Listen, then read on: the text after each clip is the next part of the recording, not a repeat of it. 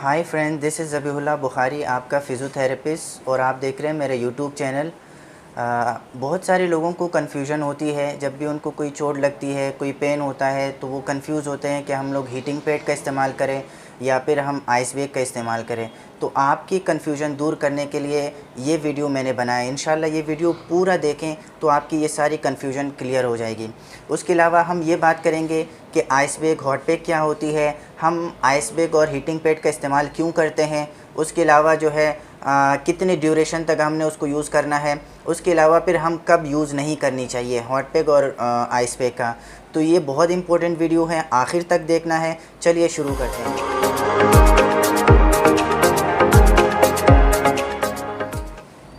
Ice bag उमूमन हम लोग जो है बर्फ़ का टुकड़ा लेके किसी कपड़े में रैप करके उसको हम जहाँ पर पेन होता है वहाँ पर हम लोग जो है दर्द को, इन्फ्लेमेशन को कम करने के लिए यूज़ करते हैं।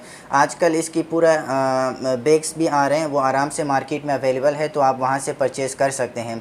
इसी तरीके से हीटिंग पैड जो है बहुत सारे लोग जो है वो रेत को गर्म करके अप्लाई करते हैं, बहुत सारे लोग नमक, लाहौरी नमक को गर्म करके अप्लाई करते हैं।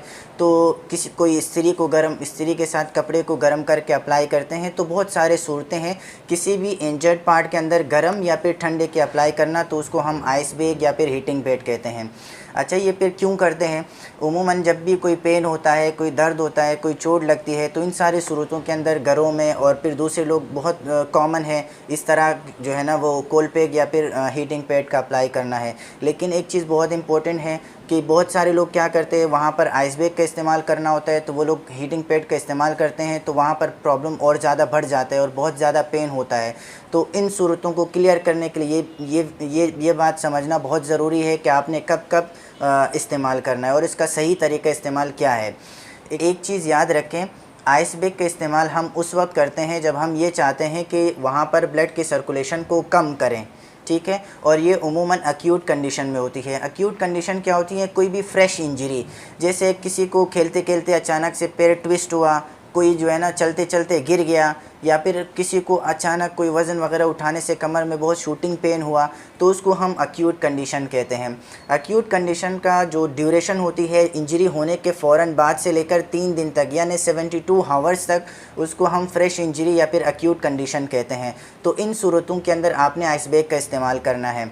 उसके अलावा हीटिंग पैड का इस्तेमाल हम कब करते हैं? हीटिंग पैड का इस्तेमाल का जो मेकैनिज़म होती है, जब हम चाहते हैं कि वहाँ पर ब्लड की सर्कुलेशन इंक्रीज़ हो, जब हम चाहते हैं ब्लड की सर्कुलेशन इम्प्रूव हो, जब हम वहाँ पर खून की गर्दिश को बढ़ाना चाहते हैं।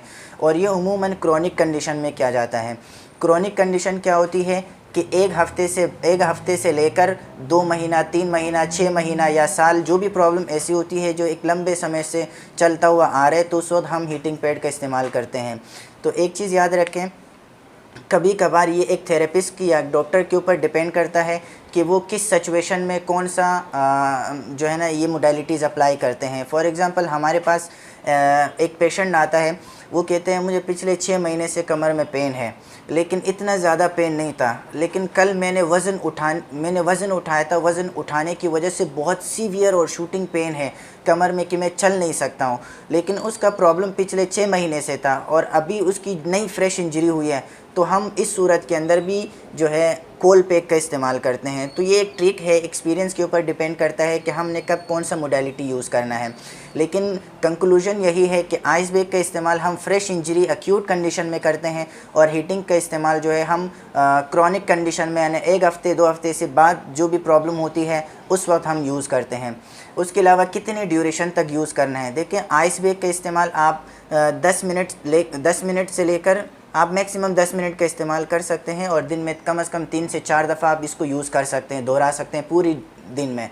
और हीटिंग पैड का इस्तेमाल भी आप 10 से 15 मिनट तक कर सकते हैं, इससे ज़्यादा नहीं करना है, और ये दिन में सिर्फ 2 दफ़ा इस्तेमाल करें तो ज़्यादा अच्छा है। और गर्मियों के मौसम में थोड़ा इस चीज़ का ख्याल रखें कि हीटिंग पैड का इस्तेमाल ज़्यादा बिल्कुल भी नहीं करना है, क्योंकि पसीने वैसे ही निकल रहे होते हैं, और आप जब हीटिंग पैड का भी इस्तेमाल करते हैं तो उस वक्त फिर डिहाइड्रेशन होने का चांसेस भी हो सकते हैं।